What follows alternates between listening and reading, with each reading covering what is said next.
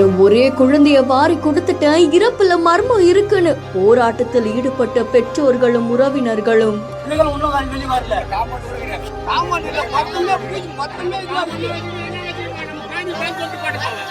திமிரி அடுத்த தாமரைப்பாக்கம் பகுதியை சேர்ந்த மணிகண்டன் தீபா இவங்களுக்கு 7 வயதுல ஒரு குழந்தை இருக்கு. இந்த குழந்தை பக்கத்துல இருக்கக்கூடிய தனியார் பள்ளியில 2ஆம் வகுப்பு படிச்சுட்டு வந்திருக்கு. இந்த நிலையில மதிய உணவு இடைவேளையின் போது குழந்தை வீட்டுல இருந்து கொண்டு வரப்பட்ட இட்லியையும் கேக்கையும் சாப்பிட்டதா சொல்லப்படுது. அப்ப திடீர்னு அந்த குழந்தையோடைய முகம் வீக்க ஆரம்பிச்சிருக்காமா. பள்ளி நிர்வாகம் பக்கத்துல இருக்கக்கூடிய மருத்துவமனைக்கு அழைச்சிட்டு போயிருக்காங்க. அங்க சிகிச்சை கொடுக்கப்பட்டு மேல் சிகிச்சைக்காக அதுக்கப்புறம் ஆற்காடு அரசு மருத்துவமனைக்கு அழைச்சிட்டு போயிருக்காங்க. ஆனா சிறுவனை பரிசோதனை பண்ண மருத்துவர்கள் குழந்தை வர வழியிலே இறந்துடுச்சு அப்படின்னு தெரிவிச்சிருக்காங்களாம். இந்த சம்பவம் அந்த பகுதியில் பெரும் பரபரப்பை ஏற்படுத்தி இருக்கு. உடனடியா திமிரி போலீசாருக்குமே தகவல் தெரிவிக்கப்பட்டிருக்கு. வேலூர் அரசு மருத்துவமனையில குழந்தைக்கு பிரேத பரிசோதனை செய்யப்பட்டு குழந்தைய பெற்றோர்கள் கிட்ட ஒப்படைக்க பார்த்திருக்காங்க. ஆனா குழந்தையோட இறப்புல மர்மம் இருக்கு, நாங்க வாங்க மாட்டோம், உடனடியா நீங்க பள்ளி நிர்வாகம் மேல ஆக்ஷன் எடுக்கணும் அப்படின்னு சொல்லி உறவினர்களும் பெற்றோர்களும் சாலை மறியல் போராட்டத்துல ஈடுபட்டிருக்காங்க. பெத்த புள்ளைய பறி கொடுத்துட்டேனே அப்படின்னு தாய் அழக்கூடிய காட்சி